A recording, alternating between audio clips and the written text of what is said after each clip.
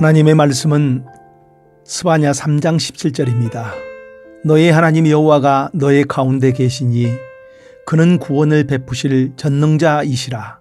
그가 너로 말미암아 기쁨을 이기지 못하시며 너를 잠잠히 사랑하시며 너로 말미암아 즐거이 부르며 기뻐하시리라 하리라. 한 청년이 교회에 가끔 찾아와서 목사님 제게 여러 가지를 묻습니다. 그러던 어느 날은 따져 묻습니다. 하나님은 공평하지 않는 것 같다.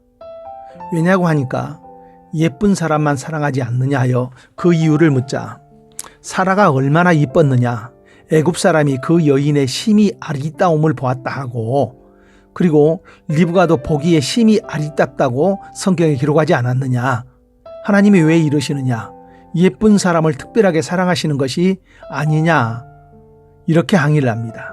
그래서 제가 한마디 해주었습니다. 너도 예쁘다. 너도 하나님이 특별히 사랑하신다 하니까 이 청년이 손사래를 치면서 무슨 말씀을 하시느냐, 나는 못생겼다면서 자신을 부정하기 시작합니다. 우리는 자신을 두 가지 눈으로 살펴볼 수가 있습니다. 하나는 세상의 눈입니다. 세상이 정한 기준으로 보는 것입니다. 재물이나 권세를 많이 가지고 있으면 그는 존귀한 사람입니다. 여자는 다른 사람보다 미모가 뛰어나고 자기 치장을 잘하면 대접을 달리해 줍니다. 이런 기준으로 살다 보면은 남들보다 다른 것을 가지고 있으면은 교만한 마음이 생기고, 남들보다 가진 것이 없으면은 열등감에 사로잡혀 움츠려들 수밖에 없습니다. 우리 자신의 가치를 제대로 알기 위해서는 하나님의 눈으로 바라보아야 합니다. 사람의 시작은 하나님의 형상대로 창조하셨고, 시편에는 내가 주께 감사하오면 나를 지으심이 기묘하심이라 말씀하고 있습니다. 우리말 성경에는 주께서 나를 경이롭게 멋지게 지으셨습니다 라고 하지요. 하나님의 눈은 우리를 이렇게 바라보고 있다는 것입니다. 지금까지 우리는 세상의 눈으로 우리 자신을 바라보았습니다. 이것이 익숙해져 있습니다.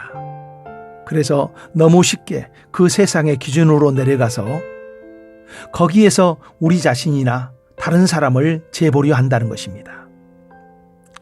나의 진정한 가치를 알기 위해서는 하나님의 눈으로 보기 시작하는 것입니다. 무엇보다 먼저 기억해야 할 것은 하나님이 나와 함께 하신다는 것입니다. 너의 하나님 여호와가 너의 가운데 계시니 나와 함께 하시는 그 하나님께서 나를 어떻게 대하십니까? 그가 너로 말미암아 기쁨을 이기지 못하시며 너무 좋아 어쩔 줄 몰라 하신다는 것입니다. 나를 잠잠히 사랑하신다는 것입니다. 변하지 않는 사랑으로 사랑하신다는 것입니다. 그리고 우리가 하나님의 노래가 될 정도로 하나님은 우리를 기뻐하신다는 겁니다. 하나님이 이렇게 성경을 통하여 증거를 하고 있습니다. 그러면 우리가 해야 할 일은 무엇입니까? 하나님의 고백을 그대로 받아들이는 것입니다. 우리나라의 이름만 대도 다 아는 목사님께서 교회를 처음 개척할 때에 가난이 찌들 대로 찌든 동네에서 제대로 먹지도 못하고 개척교회를 할 때에 절망감이 수시로 찾아들었다고 합니다. 그럴 때마다 그 목사님이 하였던 일이 있었다고 합니다. 아침마다 거울을 보면서 너는 하나님의 사랑받는 자다. 너는 하나님께서 크게 쓰실 하나님의 종이다. 너는 천하 만민 모든 족속에게 복음을 전하고 다닐 것이다. 이렇게 소리를 쳤다고 합니다. 이것이 자기 암시였을까요? 아닙니다. 믿음으로 자기 인생을 세우는 것이었습니다.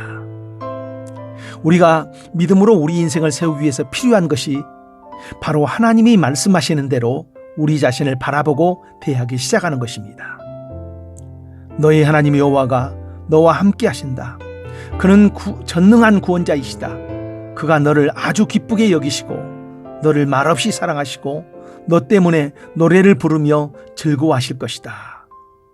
하나님이 당신을 사랑하십니다. 이 아침에도 하나님은 당신에게 호소를 하십니다. 내가 너를 사랑한다. 나의 사랑 안에 거하라.